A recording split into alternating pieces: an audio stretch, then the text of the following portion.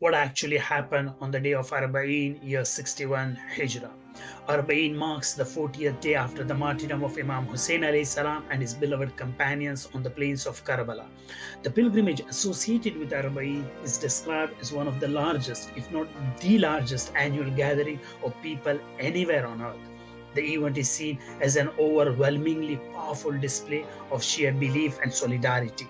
But what actually happened on the day of Arbaeen of 61 Hijra, based on which event Arbaeen derives its significance? The central focus of this presentation is to list different opinions recorded by the Shi'i scholars in respect to what actually happened on the day of Arbaeen. The following five opinions are arranged in a chronological order of the period in which a particular scholar existed and the narrative he chose to render. Number one, Ahlul-Bayt alayhim salam returned to Medina. In his Masar Shia, Shaykh al-Mufid reports that this is the day when Ahlul Bayt returned to Medina.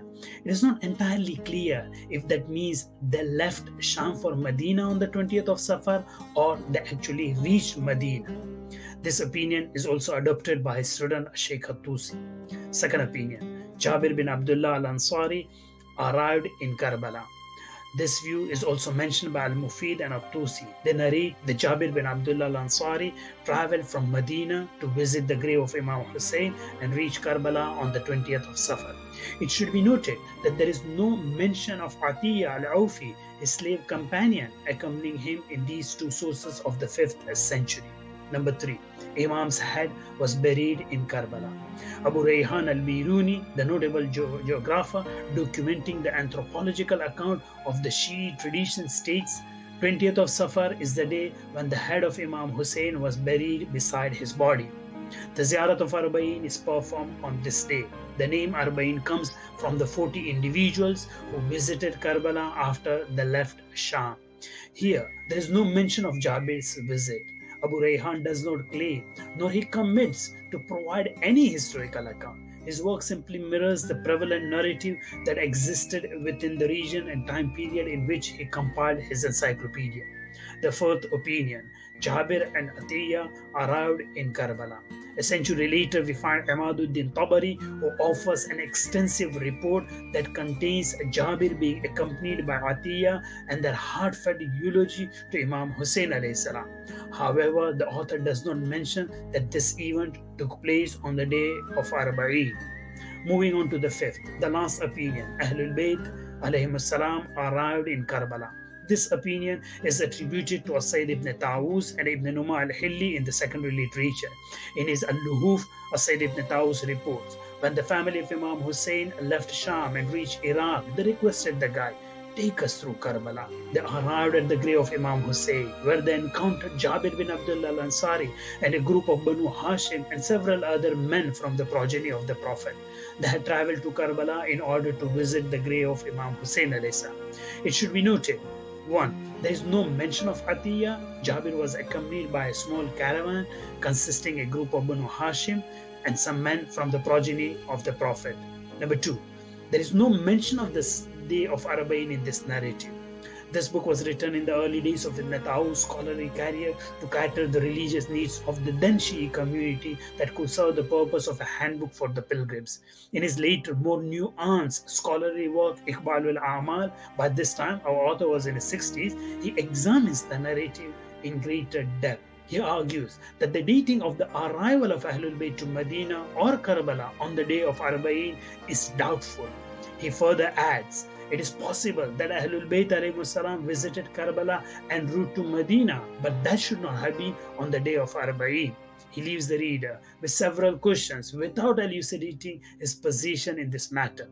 Jābir and Ahlul Bayt, independently or concurrently, might have visited Karbala, but that should have not been possible on the Arbaeen of the year 61.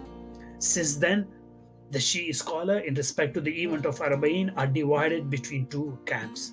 Those who raise questions in reference to the historical actuality of the arrival of Ahlul Bayt in Karbala on the Arbaeen of 61 after Hijra, and those who argue in favor of the visit of Ahlul Bayt and Jābir, whether it was the first year or the second year.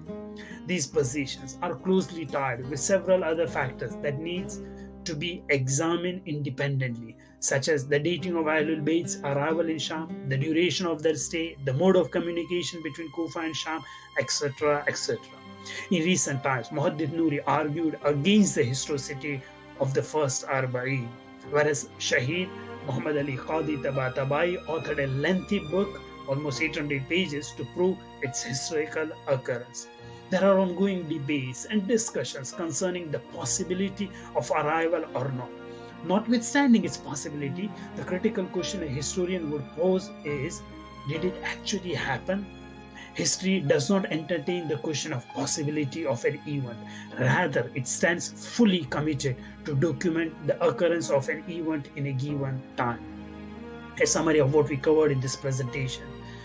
Before the 7th century, the earliest report of Ahlul-Bayt returning or reaching Medina appears in the early 5th century. The first existing source to mention the burial of the head of Imam Husyan on the day of Arbaeen dates back to the late 5th century.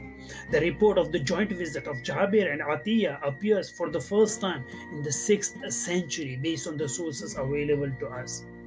The arrival of Ahlul-Bayt in Karbala on the day of Arbaeen is attributed to the scholars of the 7th century. But earlier than that, al-Biruni's anthropological account suggests that the belief should have been popular in the late 5th century.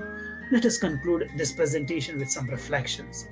Synthesizing several reports to construct a single master narrative is not history. History simply does not work that way. Number 2.